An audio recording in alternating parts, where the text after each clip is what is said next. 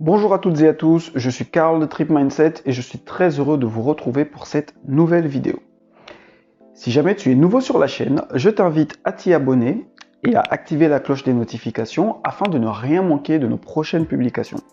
Tu pourras également retrouver dans la barre de description un lien te permettant de télécharger un e-book qui te présentera 5 pistes, 5 secteurs dans lesquels investir ton argent si jamais la question se pose pour toi. Aujourd'hui, nous allons démarrer une nouvelle série de vidéos autour de la crypto-monnaie de façon générale. Et pour en parler, on se retrouve juste après ça.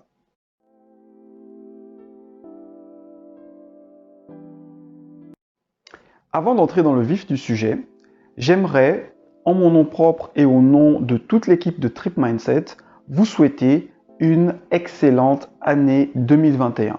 Nous vous souhaitons énormément de bonne santé et surtout beaucoup de réussite dans tout ce que vous entreprendrez.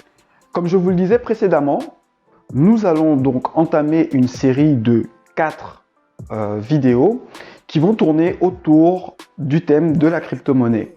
Nous pourrons notamment voir ensemble qu'est-ce que la crypto-monnaie, quelles sont les principales crypto-monnaies, quelle est un petit peu leur histoire, quels sont les projets qui se cachent derrière et quel type d'investisseurs existent, ou en tout cas quel type d'investisseurs recommande-t-on le plus généralement d'être lorsqu'on se lance dans l'univers des crypto-monnaies. Avant de parler de tout cela, nous avons souhaité consacrer un épisode spécifique à la blockchain.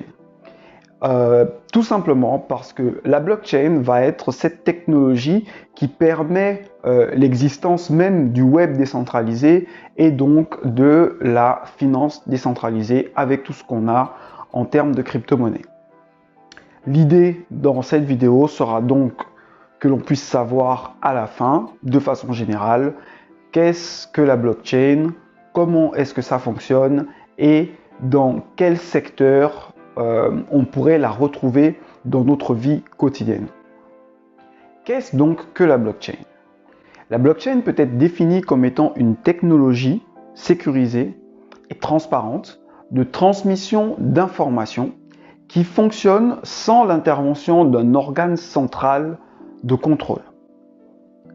Cette technologie peut être assimilée à un grand livre comptable public qui serait infalsifiable et anonyme, et elle peut être également vue, cette technologie, comme une grande base de données à l'intérieur de laquelle on retrouverait l'historique de toutes les transactions qui ont été effectuées entre les membres d'un même réseau, d'une même blockchain. Cette base de données est sécurisée et distribuée, c'est-à-dire qu'elle est partagée entre l'ensemble des utilisateurs de réseau sans intermédiaire. Cela permet notamment à chacun d'entre eux de pouvoir vérifier la validité de la chaîne de blocs. Il est à noter qu'il existe deux grands types de blockchains, des blockchains privées qui vont être accessibles uniquement à certains acteurs et des blockchains publiques qui vont être ouvertes à tous. Et ce sont d'ailleurs ces blockchains publiques que l'on peut analyser comme étant ce grand livre comptable public qui est donc anonyme et infalsifiable. Pour essayer de vous donner une idée imagée de ce qu'est la blockchain, il faut vraiment l'entendre littéralement, c'est-à-dire une chaîne composée de plusieurs blocs. Et à l'intérieur de chacun de ces blocs, que vous pouvez imaginer comme étant des cubes par exemple, vont se retrouver regroupés un certain nombre de transactions et donc un certain nombre d'informations qui ont été effectuées par des utilisateurs du réseau. Pour vous faire un petit peu son historique, la blockchain a été théorisée au début des années 90 et plus précisément en 1991. Mais c'est uniquement en 2008 qu'est apparue la première blockchain associée à la crypto-monnaie Bitcoin proposée par Satoshi Nakamoto. Pour la petite histoire, Satoshi Nakamoto, que personne ne connaît vraiment, vu que c'est un pseudonyme, pourrait être une personne ou un groupe de personnes qui, dans tous les cas, ont lancé la première blockchain ainsi que la première crypto-monnaie qu'est le Bitcoin. Si effectivement, à la base, le Bitcoin et la blockchain ont été créés ensemble, il faut savoir qu'aujourd'hui, d'autres acteurs ont participé au développement de cette technologie en mettant en place de nouveaux types de blockchain. On va pouvoir ainsi retrouver des blockchains spécifiques à l'Ethereum ou des blockchains spécifiques à d'autres crypto-monnaies. Mais au-delà de ça, plusieurs acteurs, tels que des entreprises, mais aussi des gouvernements, entre autres, envisagent désormais d'utiliser la technologie blockchain dans des cadres autres que l'utilisation de monnaie. Et tout à l'heure, lorsque l'on parlera des différentes applications dans la vie du quotidien, vous comprendrez qu'effectivement, c'est une technologie qui pourrait, dans les années à venir, nous toucher directement par le biais de plusieurs choses que nous faisons au quotidien. À titre d'exemple, pour montrer un petit peu l'évolution de la technologie jusqu'à nos jours, en sachant que la première blockchain est apparue en 2008 et que ça partait d'une initiative privée, il faut savoir que en 2017, la Harvard Business Review estimait que 15% des banques aux États-Unis allaient utiliser la technologie blockchain pour leur travail quotidien. Ça montre un petit peu l'évolution d'une technologie qui, pour certains, était regardée un petit peu de côté parce que créée par des personnes peut-être à tort ou à raison considérées comme un petit peu marginales ou n'entrant pas dans les clous de la société actuelle.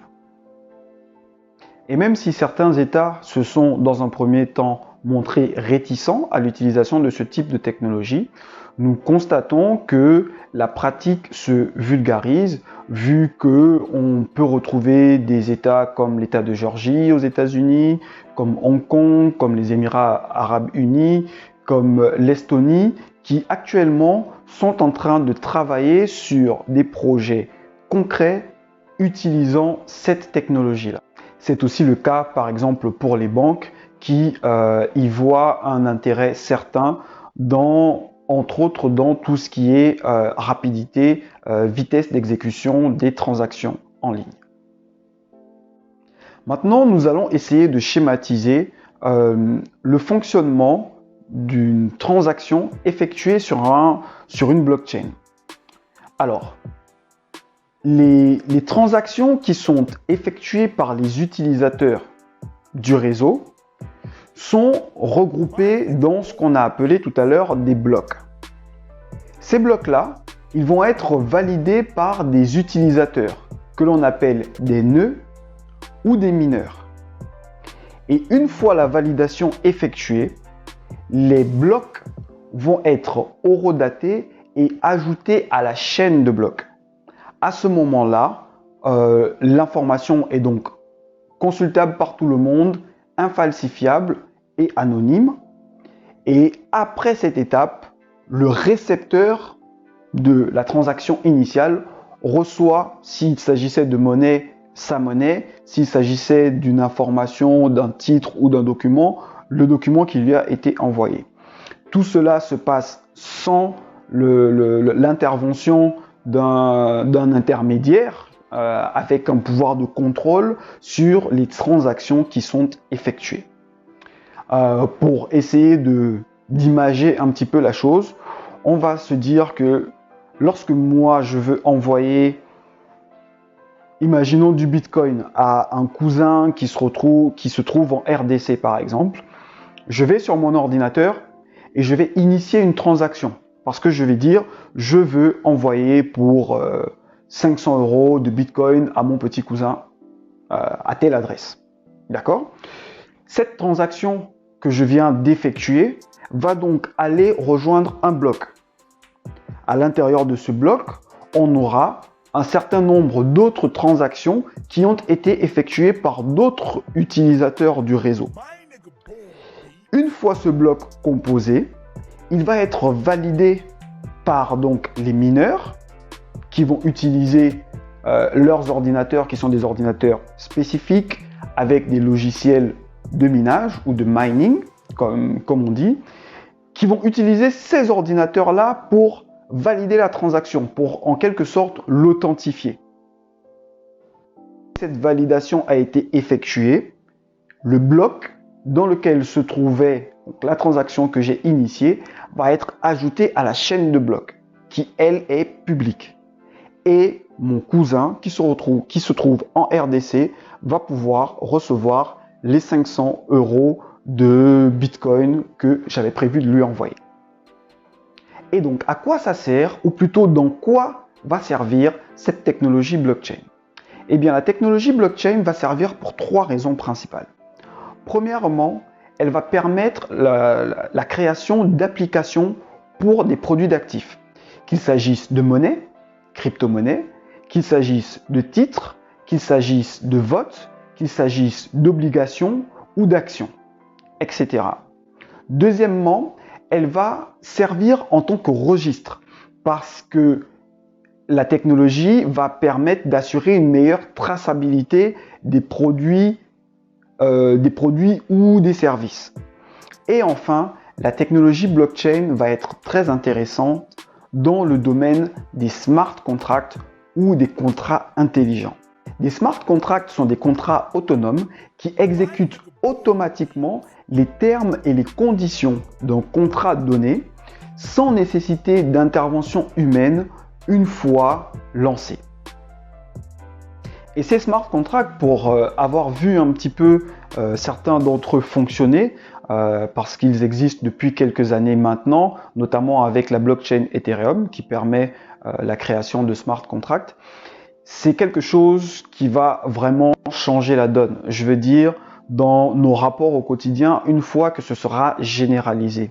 Un smart contract va pouvoir gérer un contrat entre vous et moi, un contrat entre 2 personnes, un contrat entre 3 parties, entre un client, entre un fournisseur et entre un distributeur.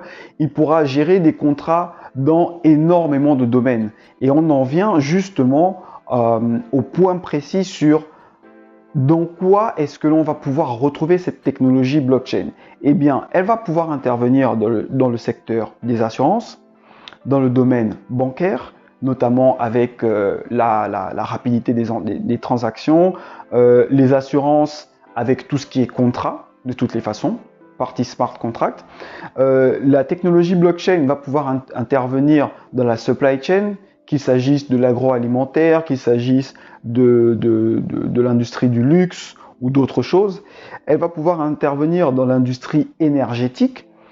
Et j'ai notamment vu plusieurs entreprises, soit qui travaillent dans le solaire ou dans les éoliennes, qui ont lancé leurs projets via des ICO, des Initial Coin Offerings. C'est comme des appels publics à la participation pour lancer un projet et qui utilisaient des smart contracts, qui utilisaient justement la blockchain pour leur business d'énergie solaire ou pour leur business d'éolienne et pour d'autres applications encore. On pourra retrouver la technologie blockchain dans quasiment tous les usages de la vie courante. Et ça fait partie des raisons pour lesquelles nous souhaitions, dans cette première vidéo, mettre l'accent sur cette technologie, sur ce que c'est, sur comment ça fonctionne, afin que tout un chacun d'entre nous ait une idée claire de dans quoi est-ce que nous nous embarquons lorsque nous parlons de crypto-monnaie. Il y a effectivement l'aspect actif ou crypto-actif, technologie hyper intéressante, hyper passionnante qui repose derrière. J'espère que cette vidéo vous aura plu. N'hésitez surtout pas à nous laisser des commentaires, à nous poser des questions si vous en avez, ou à nous partager des informations que vous avez vous-même sur la blockchain. Et je vous dis à très bientôt lors d'une prochaine vidéo.